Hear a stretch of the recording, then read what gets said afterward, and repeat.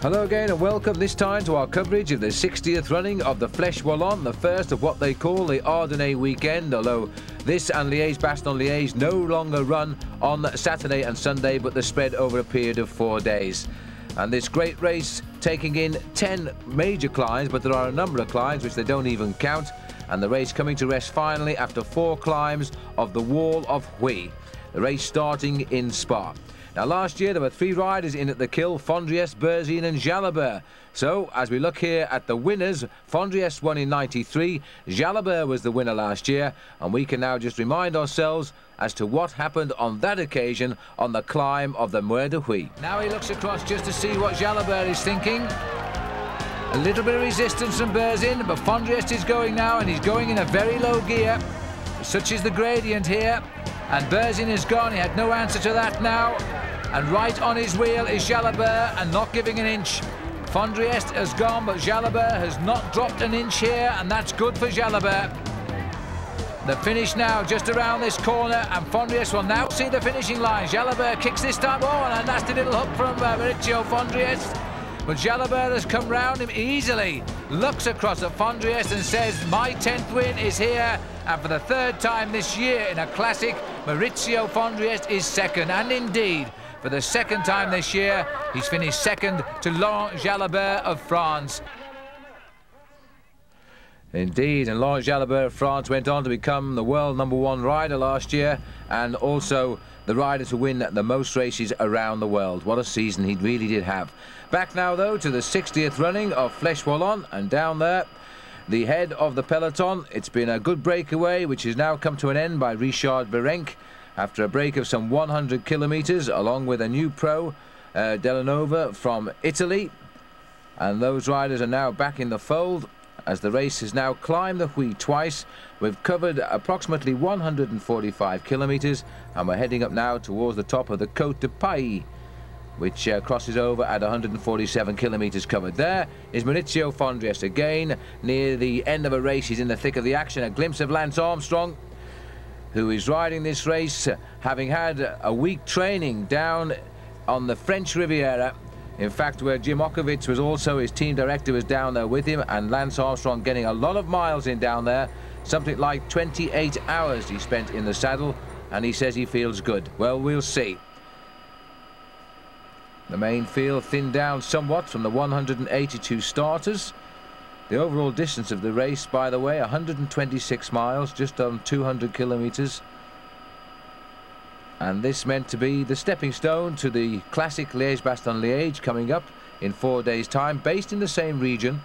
The riders now in the middle of their classic season, and the Armstrong group 48 seconds in the lead. Now, this is an interesting little move here. The rider sitting at the back of the group, number 34, is Gabriele Colombo, the winner of Milan-San Remo. And once you've got a big win under your belt, the confidence comes rushing in.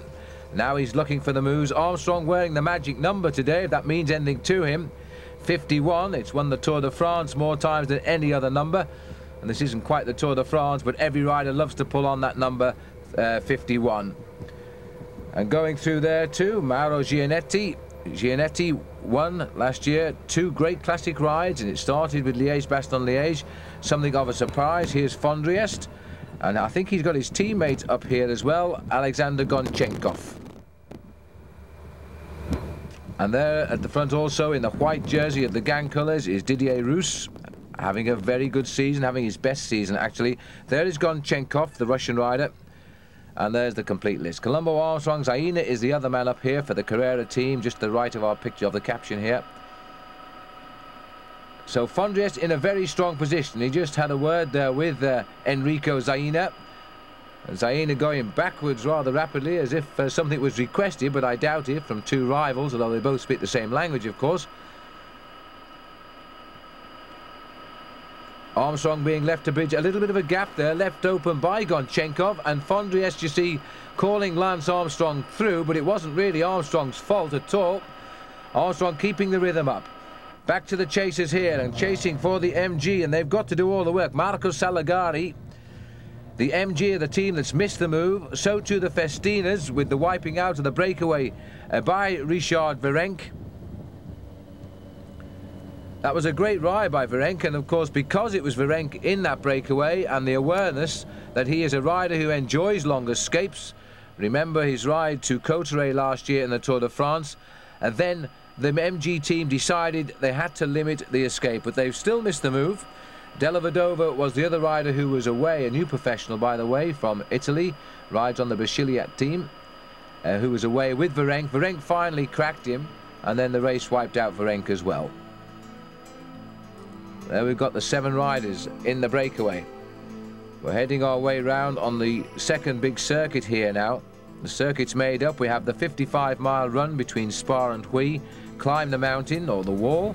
Then we do our first circuit around at 22 miles, back up the wall again, and then a second circuit of 44 miles, and in all, by finishing on top of the wall, means we climb it 4 times. Armstrong got off to a superb start this year when he picked up 2nd place overall in Paris-Nice, so close to being the winner even.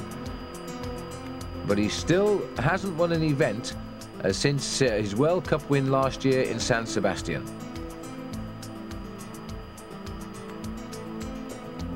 This little group is holding on to a precarious lead here, but they do have a lead and they are working well together. The average speed at the moment is simply superb, and if it continues to the end, we are going to annihilate the record for Flèche Wallone.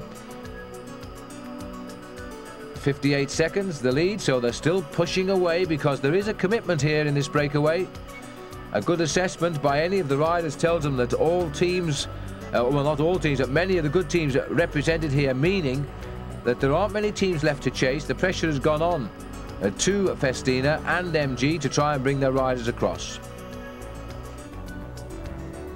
Time for a little bit of dinner there for Maurizio Fondriest,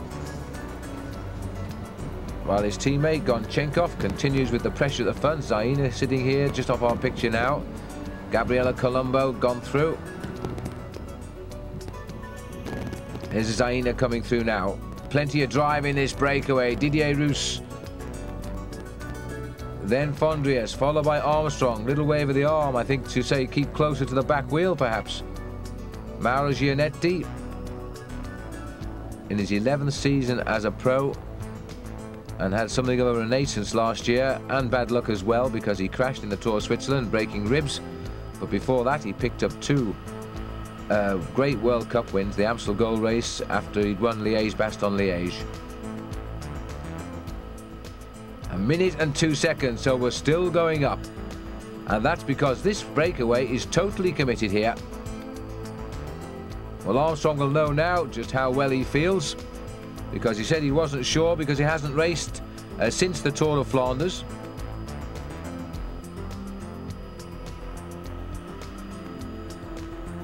He didn't ride Paris-Roubaix, of course. He was down preparing for the Ardennes weekend. That's Didier Roux. Ghana having a marvellous start to the year this year, and they're using a lot of different riders to get their wins as well. Zaina goes through, and then followed by Mauro Gianetti. This is the effort behind Onse, MG, and there's a bit of a panic going on here, and I'm not surprised, because this race is still travelling around 30 miles an hour in the bunch. They've just seen the time check, which we have just seen, of 1 minute and 2 seconds.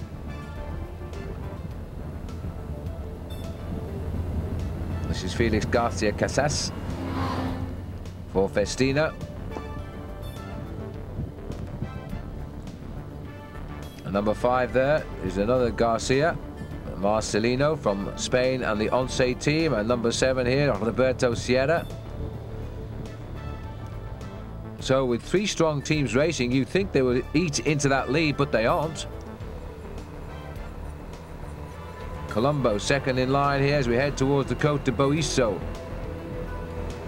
Gabriella Colombo got off to a great start with the win in the Tour of Calabria in February. Then he rode the Tirreno Adriatico, where he finished 5th as well, and then wins Milan San Remo before he picked up the overall prize in the Tour of Sardinia. So he's having a superb season, 4 wins under his belt already, and good ones at that.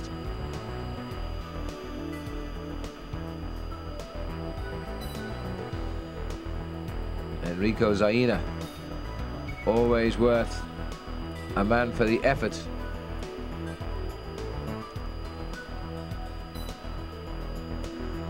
Now we're over a minute at the moment, and this is still looking very, very good. We're onto the climb here of the Côte de Boisseau, which leaves officially the Côte de Ahin and the Muir de Huy to take us up for the final time to the top, on the third climb rather, because we go round once more. There's no prize except the winner's prize on the last climb.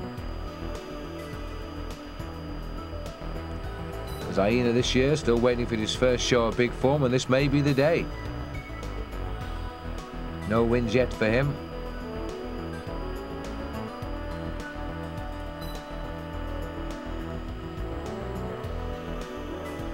This breakaway really coming together soon after the second climb of the Muir de Huy, when the plunge split up in a big way.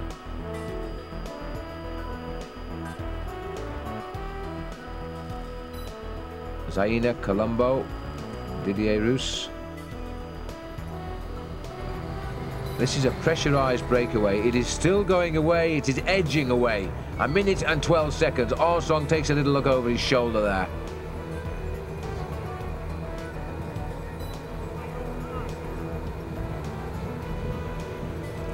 Fondriest does not look to be riding quite as smoothly as he might be. He's allowing the gaps to open a little bit there. That's where we are, heading up towards 155 kilometers. And Gonchenkov in this breakaway, he finished second, which was a great performance for the Russian rider in Tirreno Adriatico, and of course runner-up behind Colombo in Milan-San Remo. So we've got the first and second in Milan-San Remo in this breakaway. Little call for a chat with the team car from Mauro Gianetti here. And Gonchenkov has continued great form. He rode into 8th place in the Tour de Flanders. Lance Armstrong in the thick of the action there, but falling away just to the end to finish in the 20s.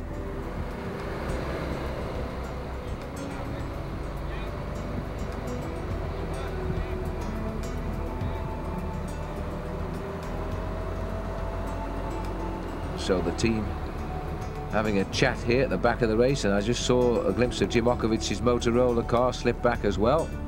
He'll be feeling very happy with the way things are going, with the strong man of the team in the right position just now. There's a novel way to try and eat if you can. Fondriest up to the side of his team car now.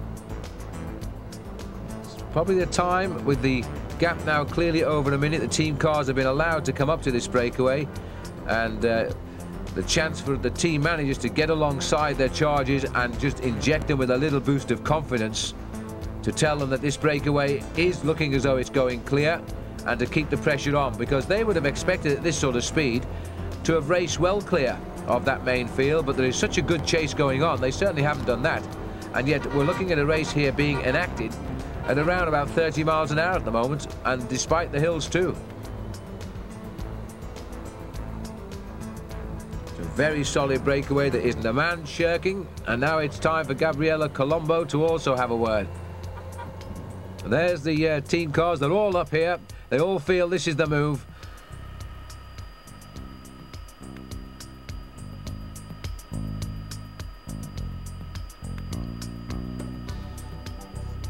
Now, it's important at this stage of the race they don't start to ease off the pressure by just spending too long dropping back and talking to their team cars, because if they do that, then that chase by MG, Festina, Once is going to have them. So the 23-year-old Gabriela Colombo is back with his team car. Came to our notice really in a big way in last year's Tour de France. There's Didier Roux. Put his hand up now, he'd like a drink. He has started a great season this year. He won stage 4 rather, the Tour of Valencia. And then he beat Chris Boardman, his more famous teammate in the time trial, in the Criterium International in March. And then he popped up with a second place in Paris Camembert. Very unlucky there. He happened to go away with Adriano Baffi. And Baffi, of course, used to be a great sprinter and can still sprint pretty good. And Didier Roux had no chance against him in Paris Camembert. But he's in the move again and enjoying every minute of it so far. Here's the offensive coming from the bunch, from the Festina boys and MG. Number 86 here, Pascal Hervé.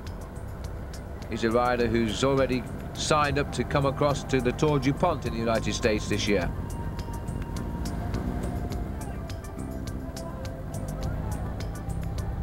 The three teams equally spread at the front. Unusual sight this, to see three teams putting in the chase, but they're all working together, and yet that breakaway is still going clear. There's Hervé. Didn't turn pro till he was 29 due to injury when he was an amateur rider. Then he got keen and started riding a bike again to rehabilitate, and he has a tremendous talent. And sitting there, number 23, is Michele Coppolillo from the MG squad.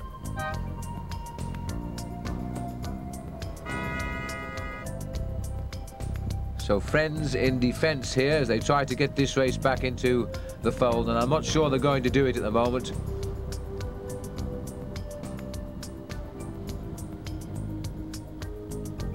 Long open flatland surrounding this part of the Ardennes, but we're in the area really of the beautiful forested woodland area where the deer roam wild, and this is the most beautiful part of Belgium.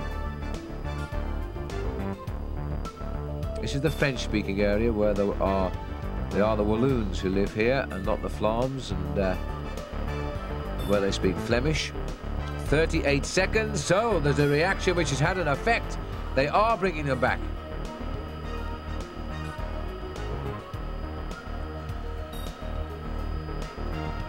Still looking for a reaction from that group that will finally shut this breakaway down. It's not for a lack of effort now coming from this group, and that was probably why the Festina car was up here.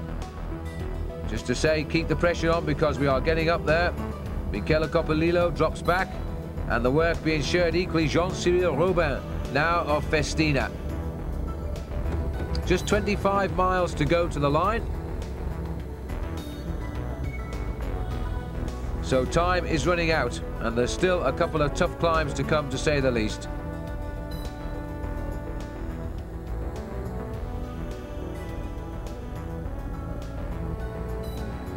That's Roberto Sierra from Once. And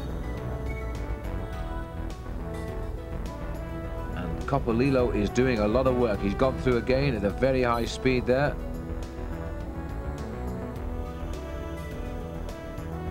And now back up to the leaders. Now there might be a little bit of panic setting in here because they're going to have to start to go, or maybe even put in an attack to break up this breakaway if they're not going to increase the lead or indeed lose seconds here. Konchenkov dropping back. Look at this speed today, 43.5 kilometers an hour.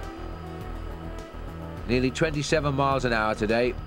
That's a record by a long, long way if they continue that. Armstrong through. Gabriel Colombo. As Gianetti swings off, Didier Roux moves up the outside of the line. They're still working very well together. No sign of a weak link at all.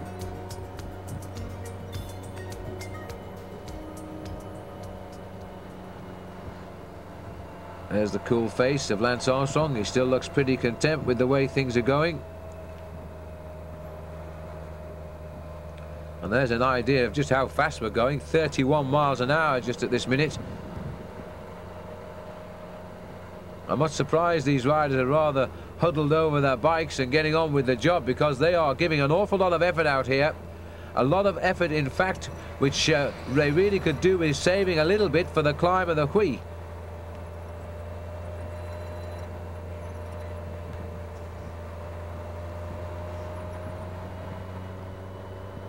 Didier Roux chosen to follow the wheel of Konchenkov.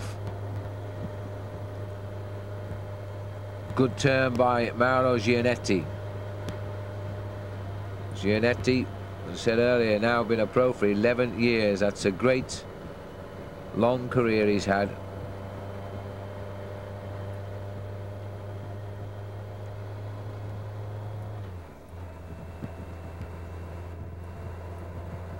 And this isn't a perfect day for high speed. There is a little bit of a wind around.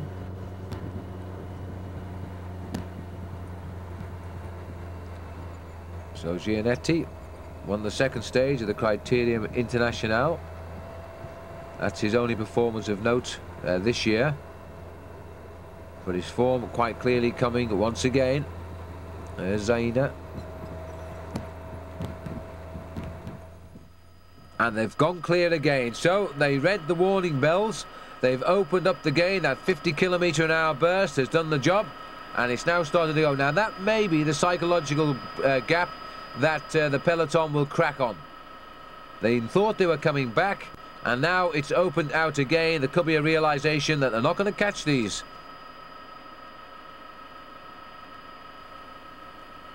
It's superb speed riding this. Although they list 10 small climbs in the race, which start with the Côte de Filo after 33.5 miles, there are other climbs that don't count, including the 2 climbs of the wall, which don't count towards the general classification of the hills competition. They only count 1 climb of the 4 climbs in the Mer de Huy. That's the 3rd time they go up it with a lap to go. And there's how it's been working out in the way the time gap has yo-yoed around. This is a new graphic we've got for you here. As the red bit is when they started to lose their lead, but it started to go into the green again, and that's good news, of course.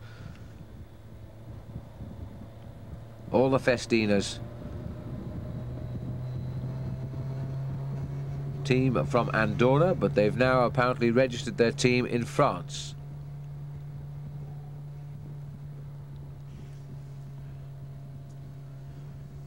And the MG Technogym, they're very similar colours, the MG Technogym of Festina at a glance, and it often appears that they're all on the same team, but they're not, of course.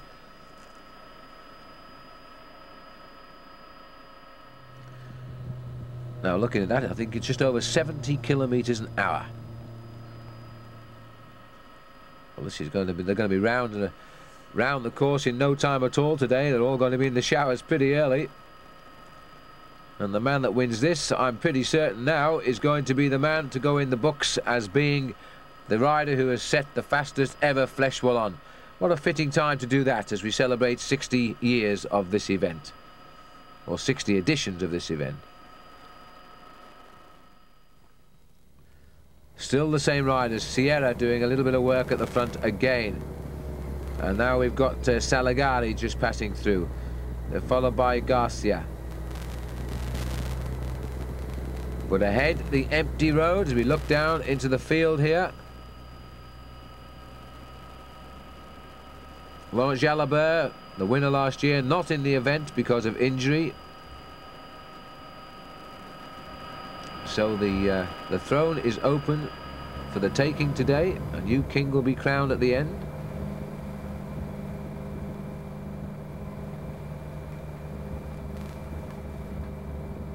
Coppolillo doing more than his fair share in the chase for MG as well.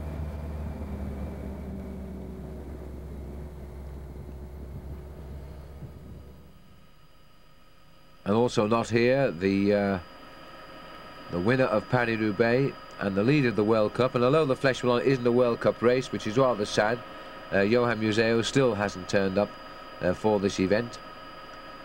I think the only reason that the Flèche Wallone is not a World Cup counting event is because of its proximity to all the other World Cup events, and because it's also in Belgium, Liège-Bastogne-Liège, La Doyenne of the Classics.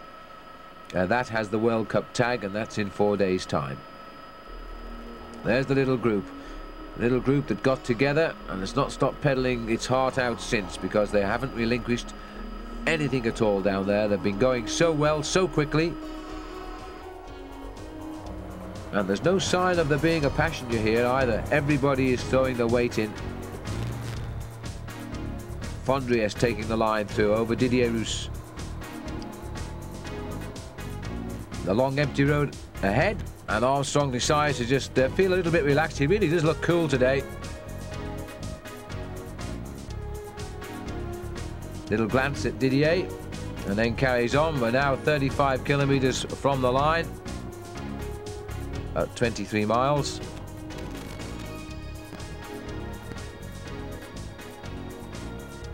And a nice drop down here. And still no decision made in this breakaway. They've still got the gap. It is going up.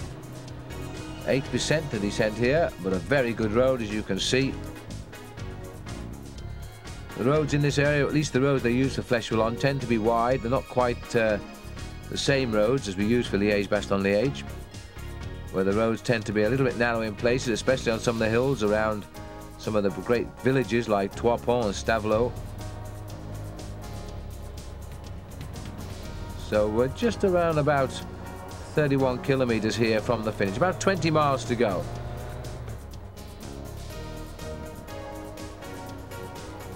Didier Roux must be wondering where he got this great form from. He's come into a good season this year. He's found a team which is very happy. Gabriele Colombo, another man who has shot himself to the fore now as well. And he looks pretty cool as well. Just time for a drink and no panic. Fondriest, who was voted by Robert Miller as the most stylish cyclist he'd ever seen, the way he sits his bike.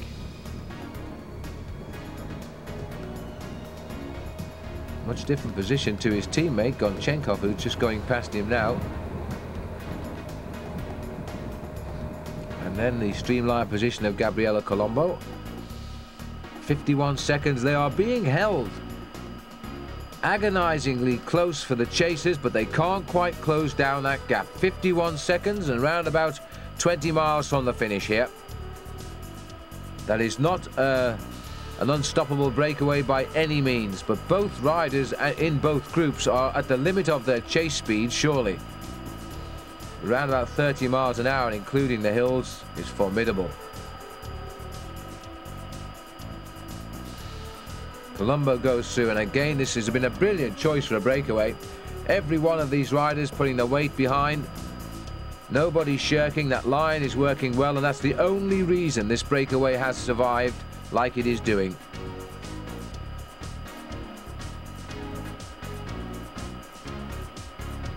Onto the little climb of the Côte de Boisseau.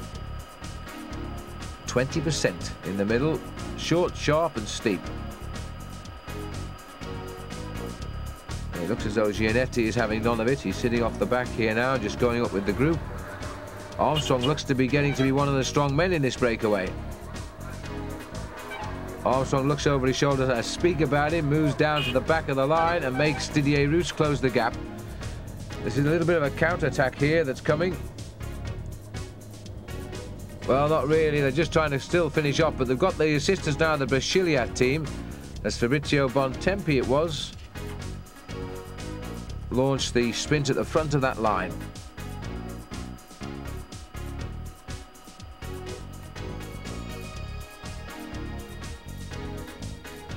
So over the top of the Boisseau, we're 174 kilometers done now. And still the counter coming now for Festina.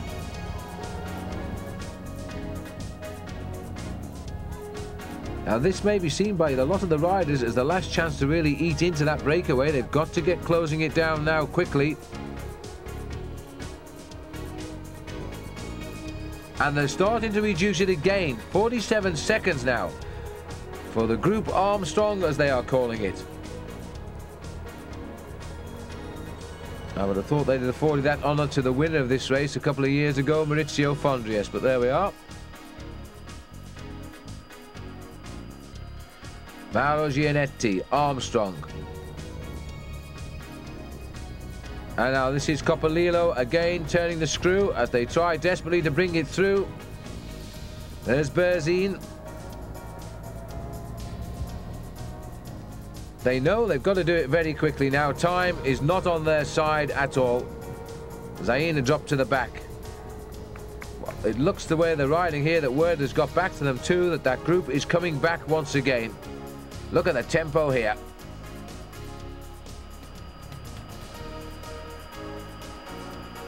It's a pity that they're just in the shadow of the trees there from our helicopter, because this is really a crucial part of the chase now. The Gateways boys have got all of the men up to the front. Well, 3 of them at least.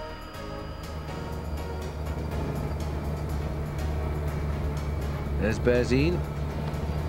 He's trying now to close down on this breakaway. He's being followed through there, I think, by Frattini.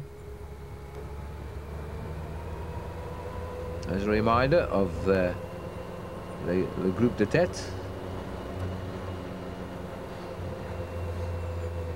And spring a little bit late in arriving in Belgium. It's about 3 or 4 weeks behind all over Europe after a rather chilly start to the new summer season for the cyclists. And the gap continues to fall. 39 seconds now. This is beginning to look very, very fragile indeed. Berzin and the Gaywiz boys are moving right to the front. I haven't actually seen them do the work yet, but they're right there poised. And maybe Berzin's planning an attack as soon as the chance presents itself.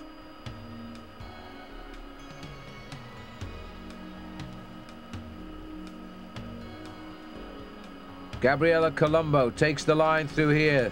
There's been no rest for these 7. Armstrong has gone to the back. Follows the line through. Everybody's still working. Then Fondriest quickly tacks onto the back wheel of Armstrong.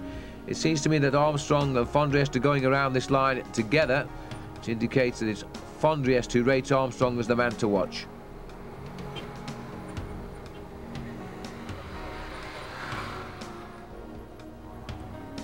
And Gabriella Colombo has missed a turn as somebody stretches at the front.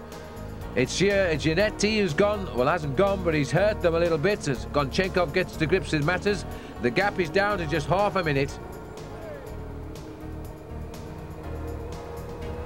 So Armstrong follows through Gonchenkov. Here's the champion of Italy now, Gianni Bugnos, who are back with the field.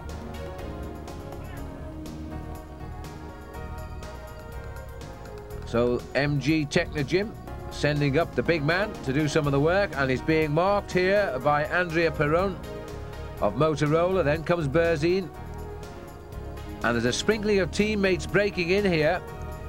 There's another one, Axel Merckx, also trying to break up the system. The Gann boys are playing their part. They're all here. Axel, son of Eddie, and we're just waiting for a good performance from Axel, which will break him out of the shadow of the fact that he is Eddie Merckx' son.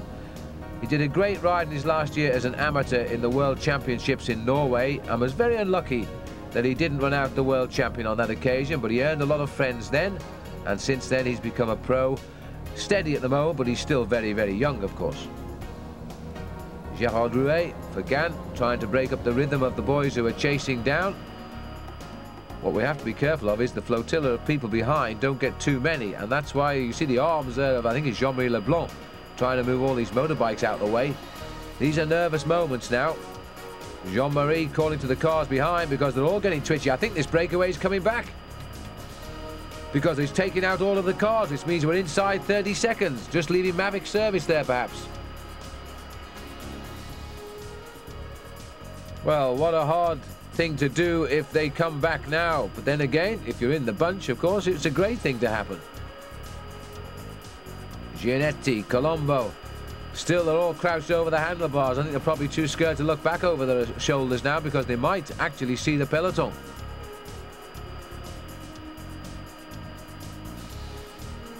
So it looks as though they've allowed just the service car to stay in there, because the service takes around 10 seconds, the gap is around 30, they could still keep that rider in the hunt.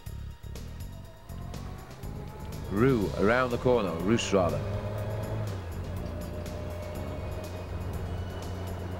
Heading towards the Côte d'Ahan, which will put us at the 190-kilometre point. We're still about 11k to go, so we're still a little way from the finish.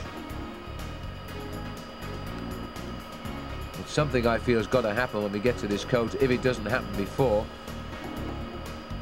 because that group is chasing them down. It's not the full field, of course. The field split on the first climb of the Puy.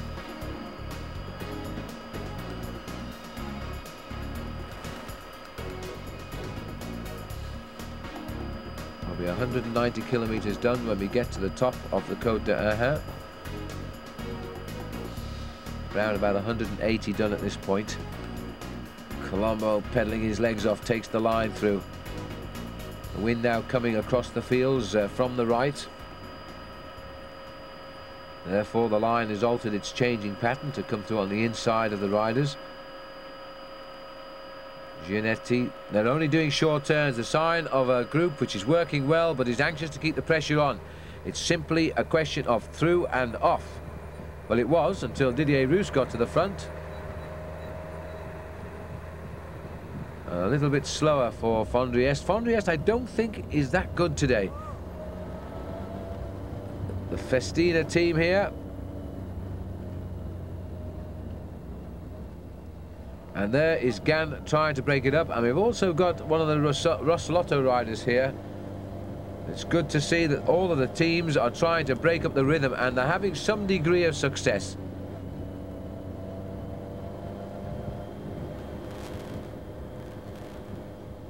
There's André Perron. He's also more than playing his part too, at 22 and a bit kilometres to go to the finish.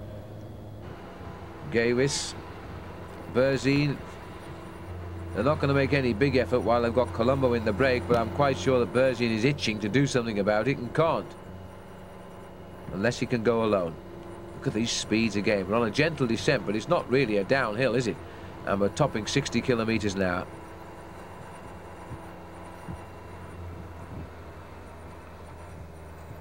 These riders are pedaling the highest gear at this point, and pedaling it with great speed too. Look at the cadence.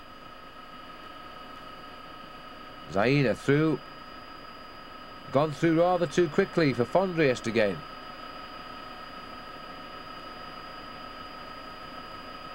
Takes the inside of the bend, but he's having to struggle to get round Zaina. Armstrong right tight on his back wheel. No shortage of work rate coming from Lance Armstrong, the Texan, either. Last year's winner of the Tour du Pont and the stage, his second in his career of riding, the Tour de France.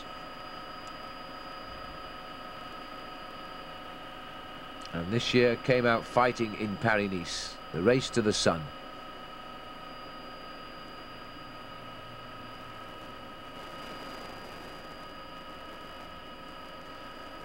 They started to nudge away again. Can you believe this? 37 seconds now they've gone up again. Well, this has been a great breakaway. It's not been really for the nervous out there because it's been very close to being caught. It's been on a piece of elastic that refuses to snap. There's Fondriest. Armstrong rushes through in a big scurry, followed by Gonchenkov, then Didier Roos. Colombo, Zaina. Mauro Gianetti, and then tucking in on the back of the line there shortly will be Fondriest.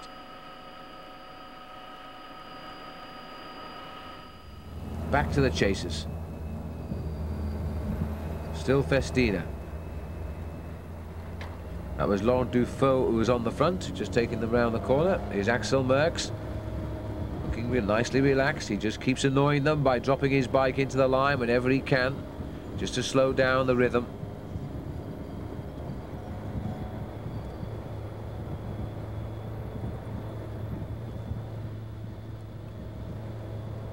The long, tall Axel Merckx, not quite the same shape as his father was. His father's also tall, but a lot of bulk on his father as well. Certainly now, if Eddie will excuse me, but he does enjoy the odd beer or two. But he loves following the sport. A man who enjoyed it to the full as a bike rider and has continued to do so since. Very much a part of the cycling scene, no question of leaving the sport in Eddie Merckx's mind. Has his own bicycle factory as well, attached to his house, just on the outskirts of Vilvoorde, near the airport in Brussels. Well, a little bit disheartening for these riders from Festina. Once seem to have given up the ghost. They've dropped it back from the front now, because there's a lot of teammates up here who are doing a great job breaking up the rhythm, and never more were they needed, because this breakaway has been caught and not caught. It's been as close as that. We're heading up towards the Côte de Ben Ahin. And it's, well, it's 44, now it's 43, but still that elastic has not found its final braking strain yet.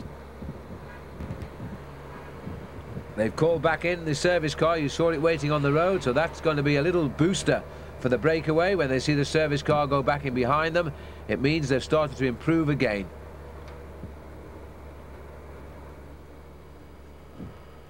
3, 6, 7.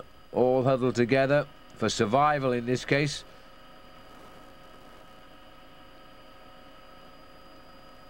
The reason fish shoal up is so they don't get eaten by predators. And that seems to be a fitting remark today to make about this group of 7, because the predators are not far behind. Côte d'Ain, not very far up the road, still trying to get on terms here. Laurent Dufault looks over for more help, on its way. The rider relieving him was Jean-Cyril Robin, who was a world junior record holder when a junior cyclist before he became a pro. And heading now down towards the finish at Huy.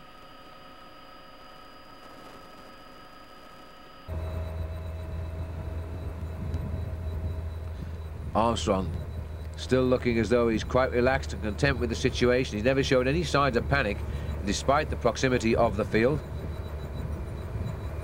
Just pulling his weight nicely. Didier Rousse goes past. The relaxed style of Gonchenkov. Now Zaina. Zaina in no hurry to do his turn now. Lets Armstrong take his place as the chase continues at the front, being put to the force by Dufault. And always willing to help, Michele Coppolillo.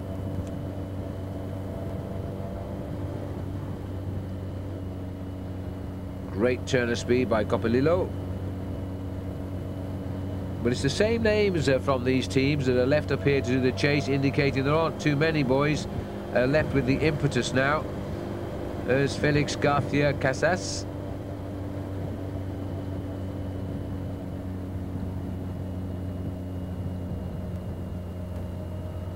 And now we see the flick of the old left arm there, calling through, in this case, Robin. As we watch these pictures, I'm actually listening also to a conversation from Roger Leger in the Gant team car, talking to French television here, and telling the French television commentators just how good Didier Rousse is riding at the moment, having, despite working so hard for Chris Bourbon in the Criterium International, he also managed to beat Chris in the time trial. Chris went on to become the first English-speaking winner, by the way, of that event. And now we can see if Didier Rousse, Chris Bourbon not riding today, he's not quite recovered from a slight injury. But Didier Rousse can deliver the goods today. He's down there in that breakaway.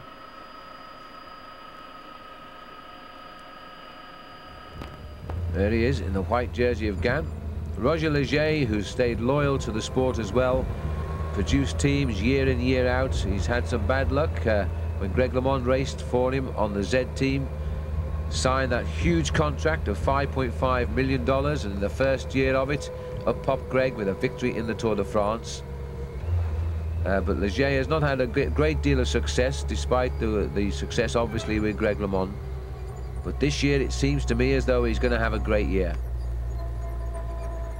And the Gant team, the only automatic French qualifiers for the Tour de France, which is a little bit sad for the French nationals this year. Now stomping on towards the climb of the Côte d'Ain. Gonchenkov moves over, takes a little look at Colombo, no problem. Straight through and off comes the Didier Rousse, followed by Maurizio Fondriest.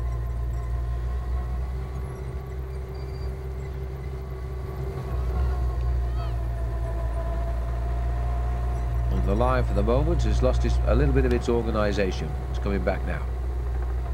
Fondriest goes through and off, but you know, he's not riding that well. He struggles to get over the top of the riders who are setting the pace. Ginetti looks good. Back here with the bunch now. And you can see the face of Axel Merckx. He's got complete control. So too is the Gant rider behind. And then we've got Perron. Now we've got an attack here by Gonchenkov, I think. Gonchenkov has gone. Armstrong has sprinted across the gap to join him. Look at the pedal revs now of Alexander Gonchenkov here on the Côte d'Ain, which is 190 kilometers covered. He looks over his shoulder. He sees Armstrong's with him. Armstrong looks over his shoulder. He sees he's got the gap. Now, I felt that there had to be a move come on this climb. There's no more climbs left till the finishing climb of the Mur de Huy now. And Armstrong continues to kick and ride here. There's Gonchenkov, the man who started it all. This is a very, very good move. Armstrong spotted Gonchenkov. Somebody else has joined on. Oh, it's saying it's all of them. Colombo, Roos. No, it's not all of them. And it's true, you see, Fondries is in trouble on the climb. The other man missing, Ginetti and Zaina. So 3 riders detached at the moment, but I think the power's turned off. Armstrong hasn't turned it off, he's continuing. Didier Roux follows. Colombo looks across at Gonchenkov. They've hesitated. Now we have 2 new leaders heading up towards the summit of the climb. Armstrong and Didier Roux. Now that could be a mistake by the other 2. Armstrong keeps the rhythm up. Doesn't even bother to wait for any help yet from Didier Roux. And it's a good gap. Armstrong now willing to take the pace from Didier Roux. He joins his back wheel. And he continues to concentrate. Those big legs of Lance Armstrong pushing those pedals around rapidly now. And go on, there's a counter-attack coming. Here comes the move that should close it down. Ginetti followed by Gonchenkov. Fondries is really in a little bit of trouble here.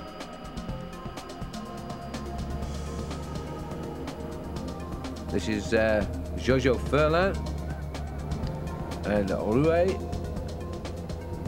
Brochard. They've fractured the field here. Again, Axel Merckx trying to break them up. Here he is. And Andrea Perron just ahead of him. So there are still riders, despite that split, content to foil the counter-attack. Now let's get back to the leaders, because here they are, and they are still clear. Didier Roux followed by Lance Armstrong. Ginetti has tried to get across. Roux wants Armstrong to come through. But if he wanted to come through, he should ease off the pedals a little bit. Armstrong having none of it. He'll wait till he eases before he counters. Well, this is a commitment now by these 2. They made the attack on that climb, I think, because they were a little bit unsure about whether that peloton was going to get back. Let's hope that they haven't gone too soon. Over the top of the Côte d'Ain. We're now just over 10 kilometres from the finish. But of course, it's those last couple of kilometres which will really hurt. The very steep climb in the Mer de Puy.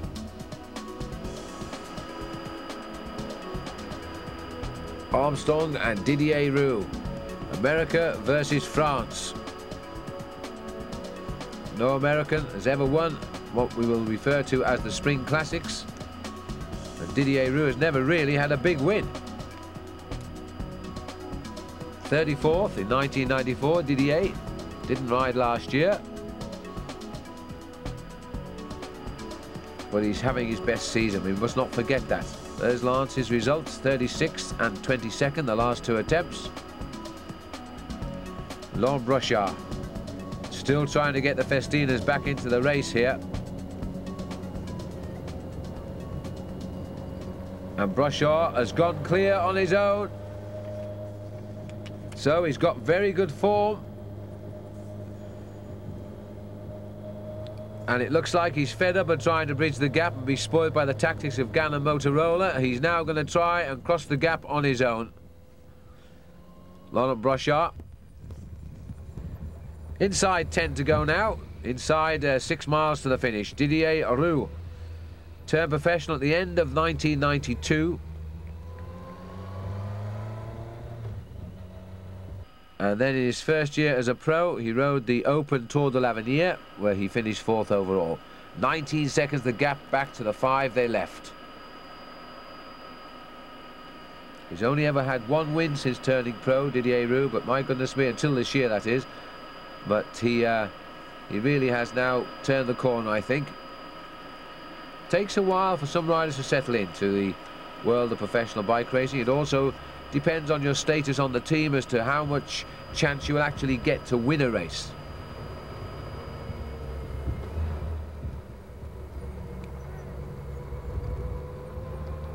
Well, in Olympic year, we think back to how the 4 years since the last Olympics have changed for Lance Armstrong. A poor ride in Barcelona, a poor ride by his standards, put him on the brink of giving up the sport of bicycle racing. And then he turns professional, finishes last in San Sebastian. Last year he won that race, and of course he's since been the world champion, the American champion, 2 stages of the Tour de France. He is now simply one of the world's top riders, and he's put himself into a great move here that could give him the biggest classic win to date for him.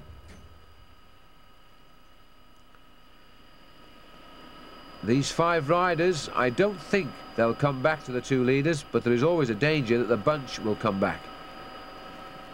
52 seconds to Brochard. I guess that puts the main field now outside a minute. This is beginning to look very, very good for these 2.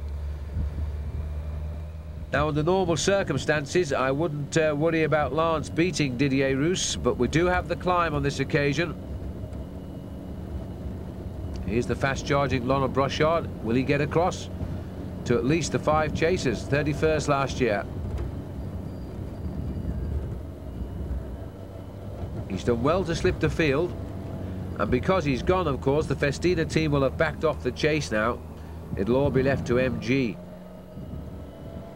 Now that's the sort of road he doesn't want to see. Nobody ahead of him. It's a little bit depressing at this stage of Flèche Wallone with only 6 kilometers left to go. Head down, a little sly glance underneath to see if anybody's coming up, and at the moment they're not.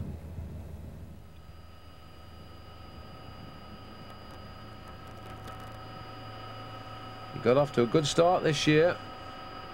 2 top performances in the first 2 rounds of the World Cup. Laurent Brochard 9th in Milan-San Remo, followed that up with a very, very good 7th place in the Tour de Flanders. And at the moment, he's riding on the road on 8th place in Flèche Wallone. So he'll be picking up world ranking points. As we look down on the descent here, winding the way down to the valley road to race along the river before they go up towards the top of Huy. Armstrong in the lead. Sharp turn here.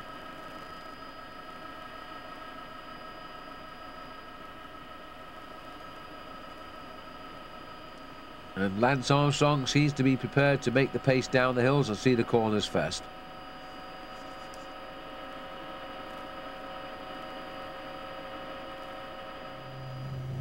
Back to Laurent Brochard. This is where the interest lies for the moment for French cameramen, or Belgian cameramen as we are in this case. His chase is on and he's slowly closing in on those other riders. But these riders here are pulling away just a little bit. Out goes the old arm again. Now the 25 seconds to Colombo, a minute 2 to Brochard. So nobody's going nowhere fast at the moment. I don't think Brochard at this speed is going to catch up with those 5, and in turn those 5 are not going to see these 2 again till the finish. And we're going to look at the 2 riders now who are going to fight out Flèche Wallone. A question of, I think, who will win. Surely the odds are on Lance Armstrong here.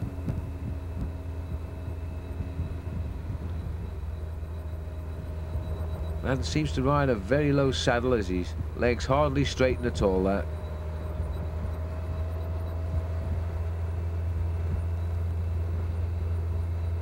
Stretches his back just a little bit, but he doesn't look to be in any trouble at all. I think Armstrong's feeling absolutely great inside today. Rushes through. Didier, no problem in taking his wheel. He too is feeling on great form. Those days when the world seems completely controllable, when you have that wonderful feeling of top form, you can beat anybody.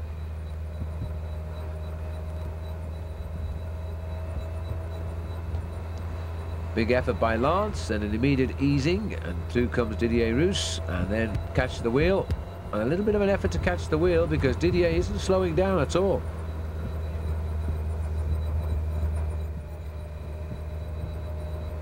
Short turns as well, these riders doing. They're keeping a very high speed up. I don't think there's any doubt now we're going to annihilate the old record for Flèche Wallone.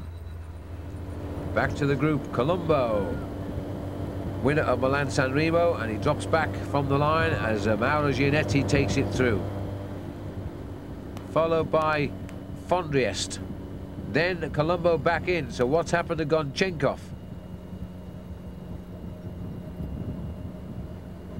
The two leaders nowhere to be seen. Just a motorbike up there in the distance, but they're not with the leaders. And Gonchenkov following the wheel of Zaina, so he must have decided to make Zaina come through in the line.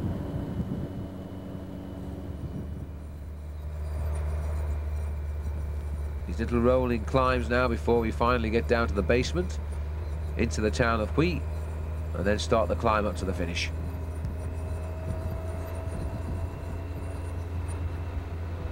Armstrong easing back. 3 kilometers to go now. Well, Didier Roos, he lost Paris Camembert because he was alongside Adriano Baffi, a top sprinter. Tough finish too, Paris Camembert. Now he's in a breakaway again, and he's alongside another man who can handle himself in the sprint, Lance Armstrong.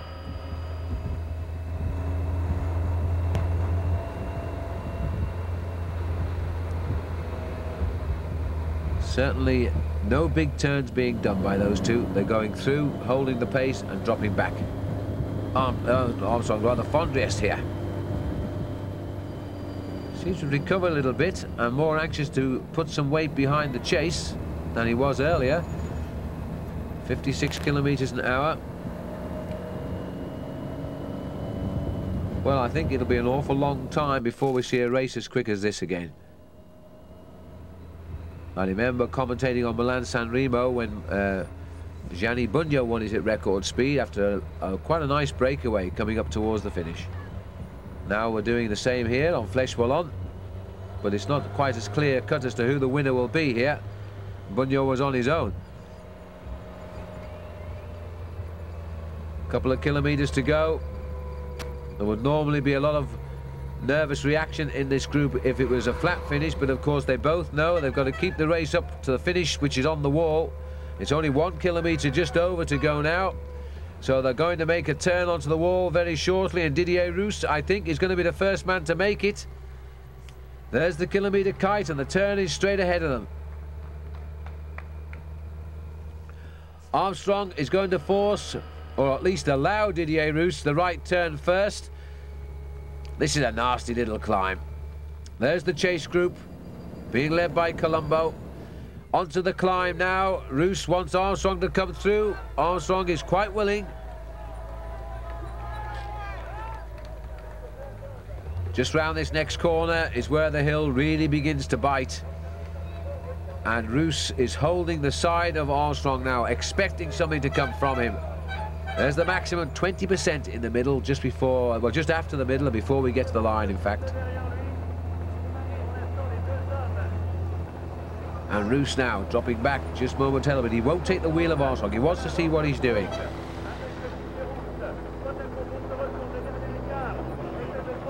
And now we've still got the two teammates here, Roslotto,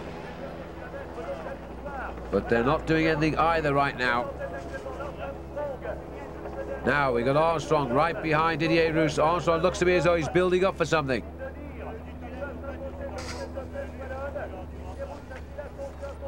Armstrong still sitting in behind Didier Roos.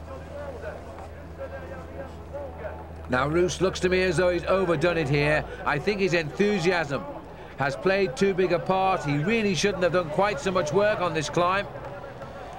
He's now in and out of the saddle. And perhaps he's got the confidence, perhaps he thinks Armstrong hasn't got the strength. This is the steep bit now where you have to get in and grind your way up to the summit. Armstrong climbs behind him, the crowd on the Huy here. A Frenchman leads an American. An American has never won this race.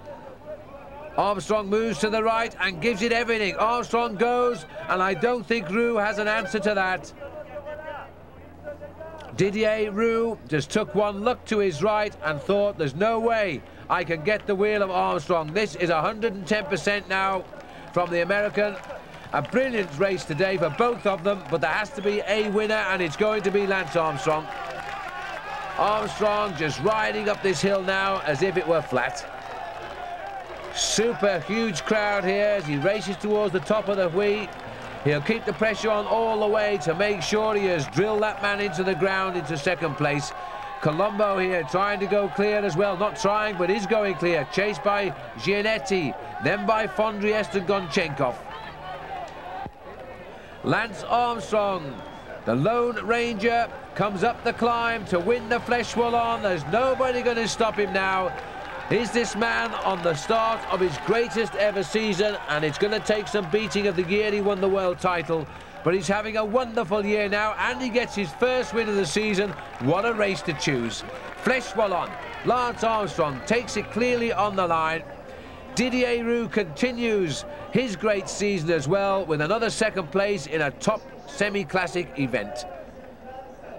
About 8 seconds down there for Didier Roux. Now the race for third place as we watch the field start the climb, but they're still out of it, but they've never been really out of it, have they? Fondriest, this man who won it 2 years ago, has found the legs to go away on the finishing climb and is going to get third place for sure. He's being chased by Gianetti. It looks as though Colombo has hit the wall, quite literally, because he's now zigzagging, hoping to hold on to fifth place. Fondriest is going to get third. That's a big effort by Maurizio. He's not had a good day, but it just shows you if you suffer, you get something out of it. Fourth, Mauro Gianetti. Fifth, Gabriella Colombo, who tried the attack at the bottom, but the legs wouldn't keep going to the top. Enrico Zaina comes in sixth place. And then behind will be Gonchenkov, and he's the last of the breakaway. Let's have a look how it all happened. There's the attack. Lance never panicked on this climb. He waited until Didier Roux cooked himself, then laid off by a length, shot across the road to the right and gave it 110%. And for the moment he made the move, Didier knew he had lost this race. Always to check over the shoulder first to make sure that he hasn't had a resurgence in life before you make ready for the finish. And I bet you Lance Armstrong ranks that as one of his best. And on the finishing line now with Lance is Paul Sherwen. Very good tactical ride today. Was it also not only a tactical win, but a physical win for you? Well, of course like this is always very physical, but I always thought this race suited me, and last year I felt good, and I didn't ride a tactical race, a good tactical race. So today that was my main objective, is to ride the race smart, and I felt like I've had the legs to win in the past, and if I rode smart, I could win today. Well, you're a little bit worried there because you come up against the French riders quite often and you end up with second place, and there was a French rider there with you at the end. Yeah. It's 5 times I was second this year, and every time it was, not every time, but 4 out of 5 it was to the same guy. So, Didier Roux is good friends with Jalabert, so I thought maybe it's something in the air around there where they live, but I don't know. I was super motivated. I didn't want to be second. You've just broken 2 records today. First, you're the first American to ever win the Flèche Wallone, but you've also become the youngest rider ever to win the race at the top of the Mur de Huy. Well, one surprises me and one doesn't. But it's always good to win, whether you're the youngest or the oldest. In this sport, you have to take them when you can get them, so I'm happy. I bet you are, Lance. What a great victory that was. Not so happy Didier Roux, because that's another second place for him, but I think very happy Maurizio Fondriest, who got third today. So a win for Lance Armstrong, Didier Roux second, Maurizio Fondriest third, Mario Gianetti fourth. Let's find out now what happens in Liège-Bastogne-Liège.